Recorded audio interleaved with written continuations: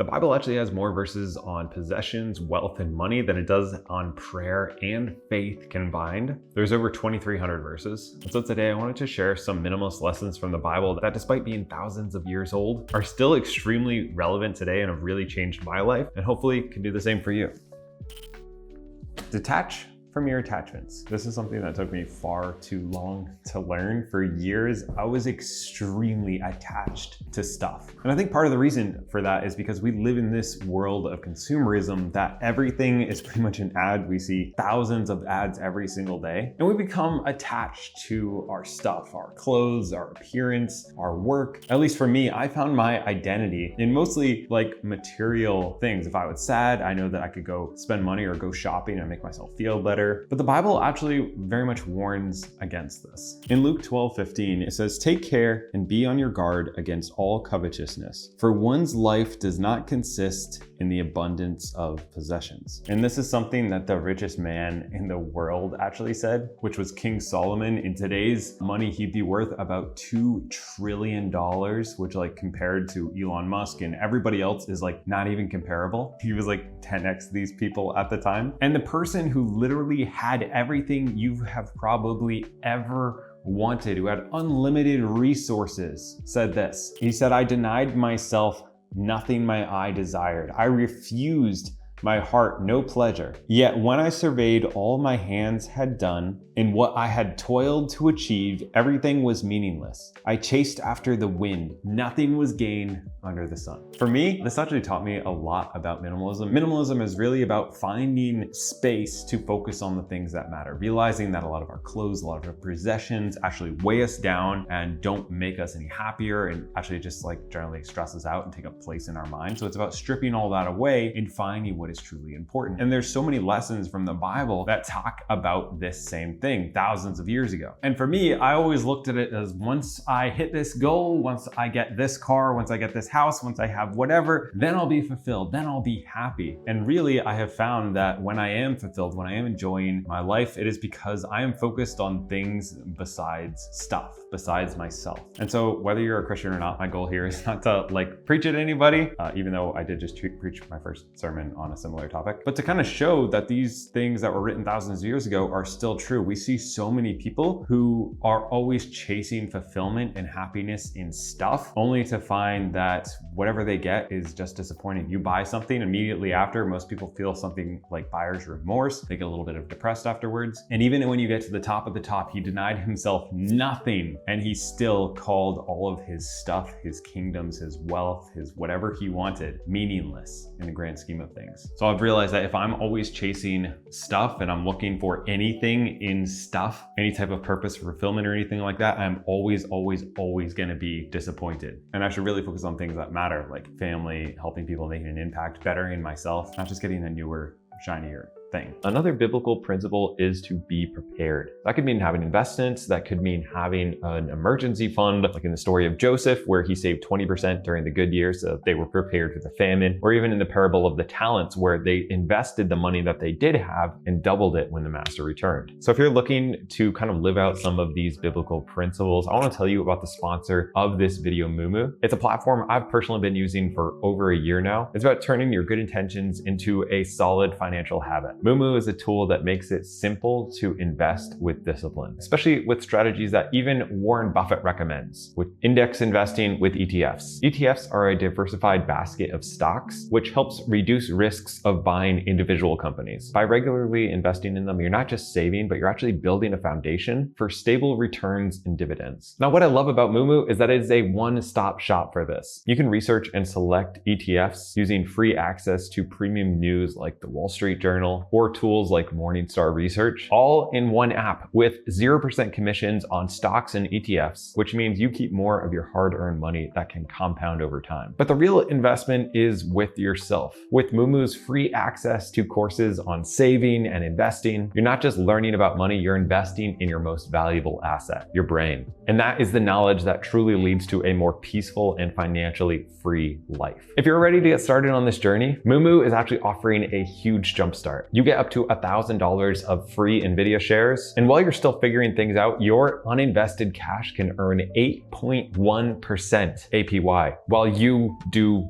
nothing. This is about making your money work for you, simply and intentionally. Check out the link below or scan the QR code on the screen. Like I said, I've been using Moomoo for over a year. I think it's a great tool to help build wealth wisely, and you get some really cool stuff when you sign up. So check it out. There's a link down below. Then of course we have don't be rich. Now hold on a second. That's actually something that people misinterpret a lot about this particular point, but when I read it, it meant something a little bit different to me. And this is in Mark 10:25 when he says it's easier for a camel to go through the eye of a needle than a rich person to enter into heaven. It's the story of the rich young ruler who Jesus kind of told to like sell all his possessions, give them to the poor, and come follow me. And the man went away sorrowful because he had a lot of stuff. Now, this isn't God telling everybody to go sell all your stuff, give it to the poor, and that's the only way you'll get into heaven or anything like that. This was a heart issue for this man. He was attached to his stuff, to his wealth. And this is something I've had multiple times where I have found my security, I've found my identity, I've found fulfillment or joy in stuff instead of where it should be. And the thing is that the stuff goes away, that stuff is temporary, that stuff ultimately, whenever you hit whatever goal you're gonna hit, doesn't really matter. And while the Bible does generally have a lot to say about rich people, a lot of us in this day and age are those rich people. We are attached to our stuff. We don't get to discount it because we live better now than like probably King Solomon did. Well, maybe he had everything he ever wanted. You can push a button and have anything you want show up at your door. We have better health. We live longer, we have air conditioning, we have,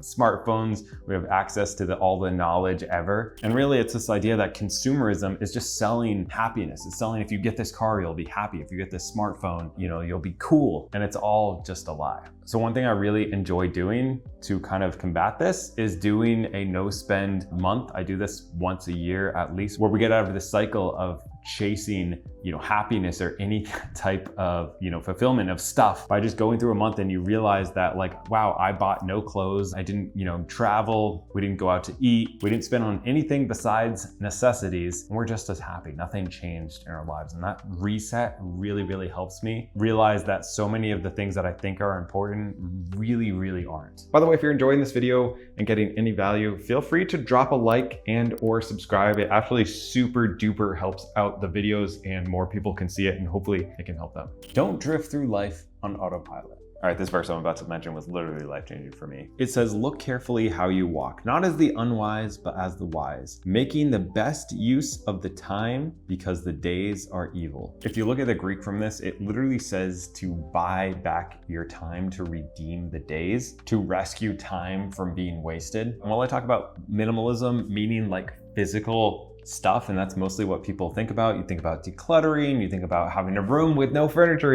in it, even though like I use a couch that was given to me. I also like to apply minimalism to my time because our default is to waste time. It's to spend a lot of time on our computers, on social media, on watching TV, on just wasting, burning our life, this one life that we have, right? And even the Bible says this. And you probably notice this in your own life. There's something that you do that you wish you didn't do that negatively impacts you, and yet you still do. I'm the same. I watch too much TV. I'm on my phone too often. But the Bible says to make the most of the time because the days are evil. Our default is to do evil. It is to waste time. It is to burn our life. The average American wastes about 2.5 hours per day on social media and about 3 hours per day watching TV. If we earned about $20 an hour for that time that we are literally just burning, we could earn an extra $37,000 per year. Now, I'm not saying everybody should go and work an extra 5 hours a day. I'm just saying we should be treating our time like it has value, because it does have value. And so many people, we're so careful with our money, we budget really well, or we're careful with our stuff where we try not to waste it,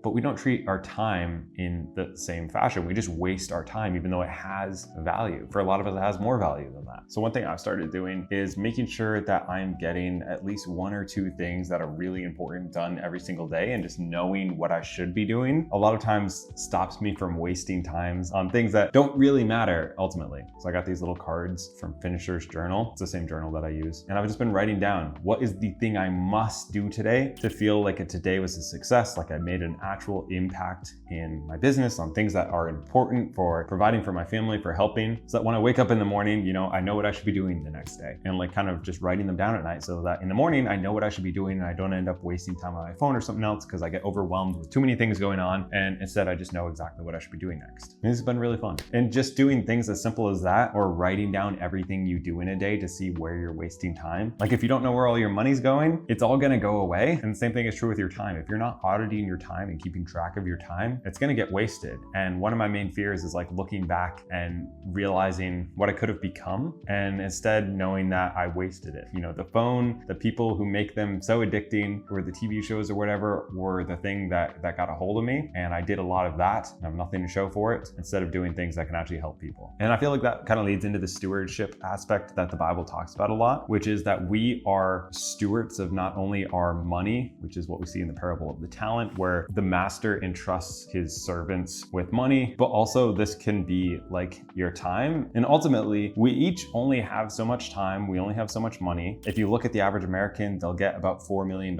in their lifetime if they earn 100K a year for 40 years. So you're gonna have, let's say, you know, between $2 and $4 million go through your hands. You're also gonna have, you know, that amount of time go through your hands, kind of. What do you actually have to show for that? For so many of us, we have negative money, we're actually in debt, and nobody has time. If you ask anybody how they're doing, they always say busy. So what are we actually doing with our time and our money? Again, much like that parable where one person wasted his talent that the master entrusted with him, he didn't do anything with it, the other two doubled what they were given. They were held accountable. Two of them were rewarded, and one of them was thrown into hell pretty much. He was cast out and called wicked and lazy. And this applies to all of us. If you are making good use of your time and your money, you're going to be rewarded. You're gonna have more freedom in your life. You're gonna be able to help people, which makes you feel good selfishly. You're gonna be able to not stress and have more mental clarity and peace and freedom. On the other hand, if you are not doing anything with your time or your money, you're just kind of like treading water, getting through, you're gonna end up in a bad place. You're gonna end up stressed. An insane amount of Americans have cried about their money and feel financial stress. It's the leading cause for divorce. And generally, the reason why people don't have money is because they are wasting it on crap that they don't even need to impress people they don't even care about. And that's where we get into kind of like this money saving message from the Bible. It says, precious treasure and oil are in a wise man's dwelling,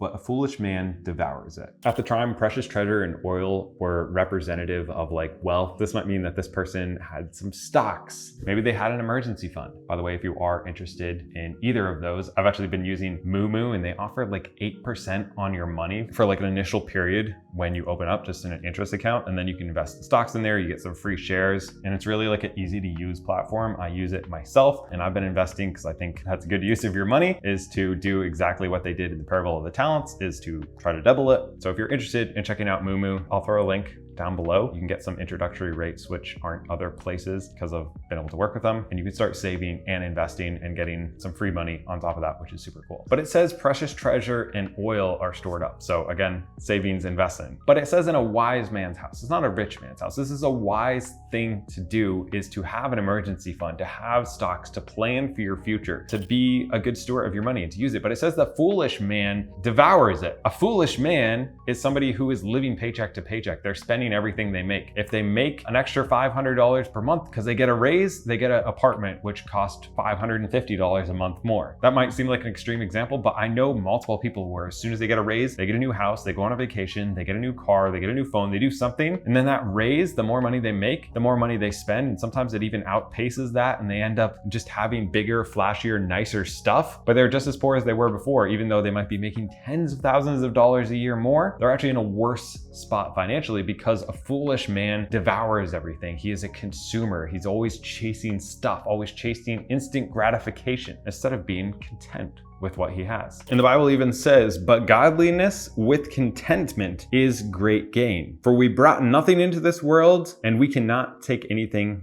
out of this world. Your stuff is stuff. Ultimately, all the stuff that we have, nobody's gonna remember, nobody cares. It doesn't impress anyone. It doesn't make us happier. After a certain point where like you're not starving and you have food, you have clothing, you have this level of enough, after that, it's generally just more stressful the more stuff that we have. And so for me, something that I've found through my journey of frugal living and minimalism is that generally more is being content with less. If I can be content with what I have, whatever I have, whether it's a small house, big house, old clothes, new clothes, it doesn't really matter. If I can learn to be content with whatever I have, I can be happy in almost every situation. I could be sleeping on the floor and I can be happy because I'm content. And a lot of that comes from just disassociating with stuff leading to anything, expecting that to fill some type of hole or make us happier. So if you enjoyed this, don't forget to subscribe. I'd love to do another series from the Bible. Obviously there's thousands of verses I didn't get to. So if you want me to do that, feel free to let me know down in the comments. If we get 10,000 likes on this video, I'll immediately do another one. So yeah, let me know.